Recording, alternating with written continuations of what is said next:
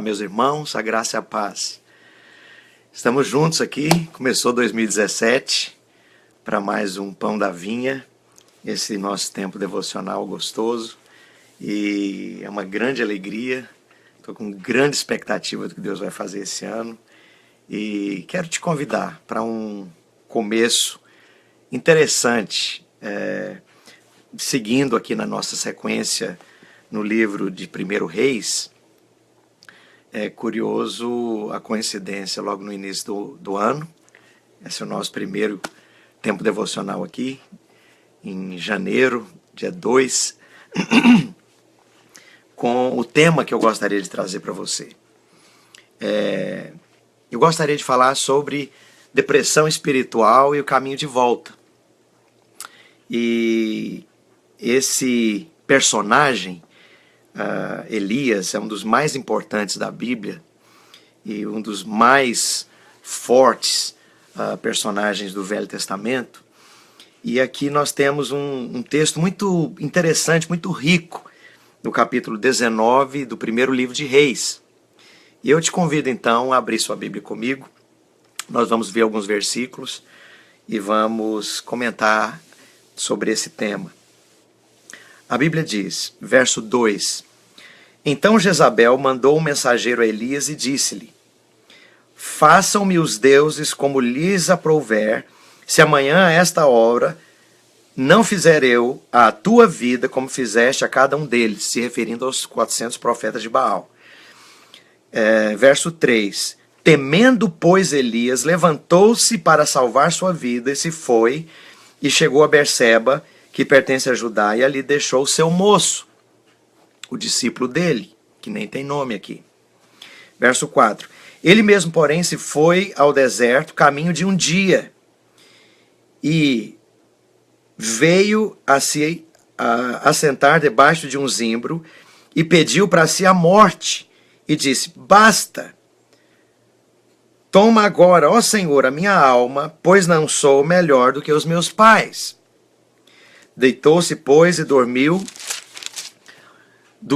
debaixo do zimbro, e eis que um anjo tocou-lhe e disse: Levanta-te e come. Olhou ele, viu junto à cabeceira um pão cozido sobre as pedras em brasa e uma botija de água. Comeu, bebeu, tornou a dormir. Voltou segunda vez o anjo do Senhor, tocou-lhe e disse: Levanta-te e come, porque o caminho te será sobremodo longo. Levantou-se, pois, comeu e bebeu, e com a força daquela comida caminhou 40 dias, 40 noites, até Horebe, o monte de Deus. Ali entrou numa caverna onde passou a noite, e eis que veio a palavra do Senhor, e lhe disse: Que fazes aqui, Elias? Muito bom. Verso 11. Disse-lhe Deus: Sei e põe-te neste monte, sai e põe-te neste monte, perante o Senhor. Eis que passava o Senhor em um grande e forte vento, e um grande e forte vento fendia os montes e despedaçava as pedras diante do Senhor. Porém, o Senhor não estava no vento. Depois do vento, um terremoto, mas o Senhor não estava no terremoto. Depois do terremoto, um fogo, mas o Senhor não estava no fogo. E depois do fogo, um cicio tranquilo e suave. Ouvindo Elias, envolveu o rosto no seu manto e saindo, pôs-se à entrada da caverna. Eis que lhe veio uma voz e lhe disse: Que fazes aqui, Elias? Ele respondeu: Tenho sido em extremo zeloso pelo Senhor, Deus dos exércitos, porque os filhos de Israel deixaram a tua aliança, derrubaram os teus altares, mataram os teus profetas à espada, e fiquei só, e procuram tirar minha vida. E disse o Senhor: Vai, volta-te ao caminho para o deserto de Damasco, e em chegando lá, unge Azael, rei da Síria, a Jeú, filho de Nissi, ungirás rei sobre Israel, e também Eliseu, filho de Safate, de Abel, Melolá, ungirás profeta em teu lugar. Uau, que texto rico, forte, cheio, saturado de conteúdo. É difícil falar em pouco tempo.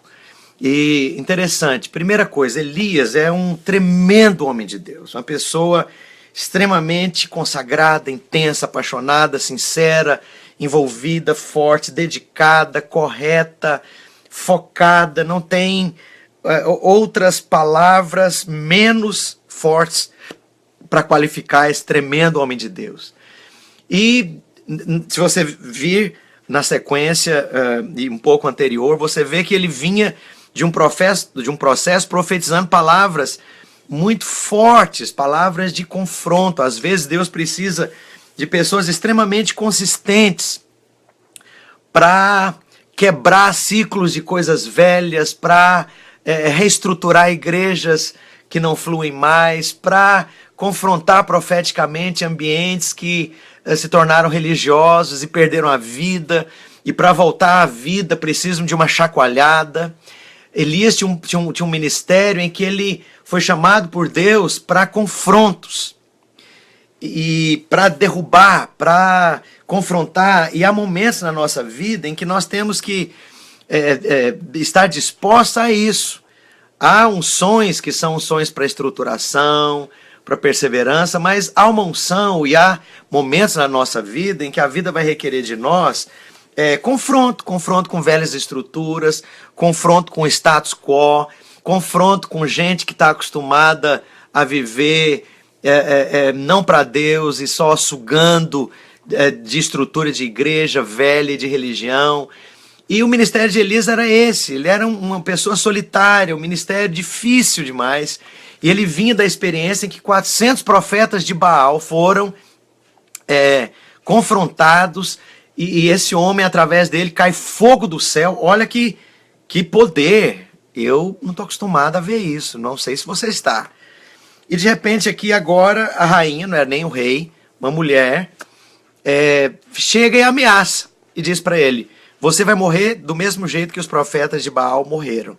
E aí esse homem surta, esse homem entra em pânico, esse homem desespera da vida. Pera lá, mas 400 homens, o sistema inteiro, o rei, já tinham feito isso poucos dias atrás. E ele viu a manifestação sobrenatural, eloquente, estonteante, chocante, fortíssima de fogo cair do céu. E agora, por causa da palavra de uma mulher, eu vou te matar. Ele desespera. E ele foge. E ele larga tudo. Ele deixa tudo para trás. Ele deixa o lugar para onde Deus tinha chamado ele para profetizar. Ele deixa o ministério. Ele deixa o discipulado. Ele deixa os vínculos. Larga para trás esse relacionamento superficial que ele tem com um discípulo que nem nome tem. Quando a Bíblia não menciona nomes, é porque não há importância. E esse discípulo não tem nem nome. É largado para trás lá. E Elias, sozinho, solitário, decide entrar num deserto. Deserto não tem comida, deserto não tem água, deserto não tem moradia, não tem refúgio. E ele anda 24 horas para dentro desse deserto. Eu não sei se você sabe, a questão de 2, 3 dias sem água, o nosso organismo entra em colapso, os órgãos entram em falência. E tudo indica que, pelo contexto do texto, que Elias estava querendo morrer. E a Bíblia mostra essa atitude dele de pedir a morte para si. E vai para longe. Lá, no meio desse deserto, Deus encontra com ele e a primeira palavra, Deus não confronta as questões de Elias. Deus leva Elias a dormir e comer. Comer e dormir. Muitas vezes nós queremos ter uma palavra espiritual para coisas que são naturais. Tem gente que precisa de comer. E tem gente que precisa de dormir. E tem gente que precisa de comer e de dormir. Nós sempre falamos, né, sobre questão de disciplina do peso, da boca, do jejum. Nós somos o povo do jejum. Mas aqui é o contrário. Deus está mandando o homem de Deus comer e dormir. Dormir e comer. Comer e dormir. Dormir e comer. E essa é uma palavra espiritual. Porque ele estava esgotado primeiro fisicamente. Não tem que falar de unção nem de restauração se o esgotamento primeiro é físico. Primeiro lugar, então, a restauração foi física.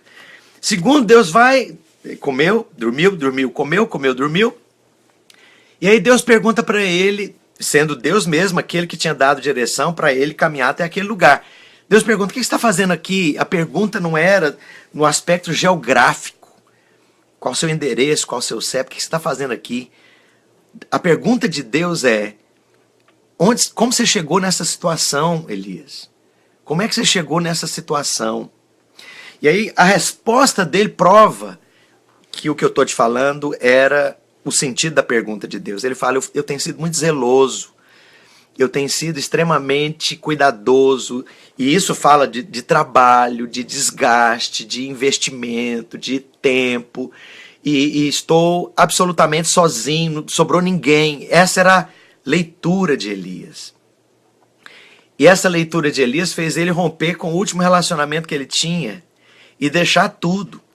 Você vai ver que há no contexto aqui uma ordem divina, que ele devia ir para certo lugar, que haveria água naquele ribeiro, e os corvos haveriam de trazer comida e pão.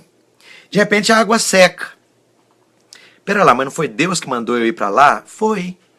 Não foi uma palavra de Deus que disse que ele me supriria com água? É. Mas agora a água seca? É, a água secou. Mas não foi Deus? Foi. Então Deus arrependeu? Não. É que há tempo para tudo. E Deus tinha um tempo para Elias naquele lugar, e o tempo acaba. Só que nós gostamos de julgar Deus muitas vezes. E nessa de julgar Deus, nós entramos nessa de Elias. A gente entra em parafuso, dá um pinel. E aqui, finalmente, Deus pergunta para ele, depois desse processo todo, segunda vez: o que você está fazendo aqui, Elias? Em outras palavras, o caminho da restauração é: volta, verso 15, ao teu caminho. Volta lá atrás, de onde você não devia ter nem saído. Volta a restaurar relacionamentos. Volta a ter propósito na vida. Acabou o propósito para você.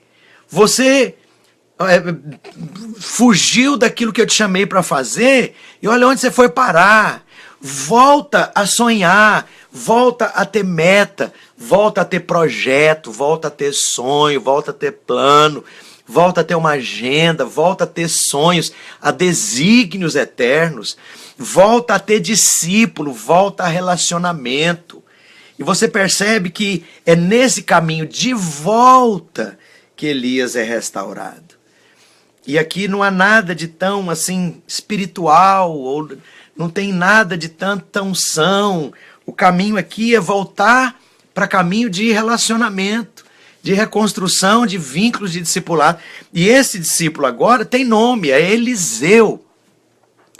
E é curioso que tudo aquilo que Deus manda Elias fazer, ele não vai cumprir nos dias dele. Quem cumpre são os relacionamentos para propósito que Deus usa Elias nessa fase final da vida para reconstruir.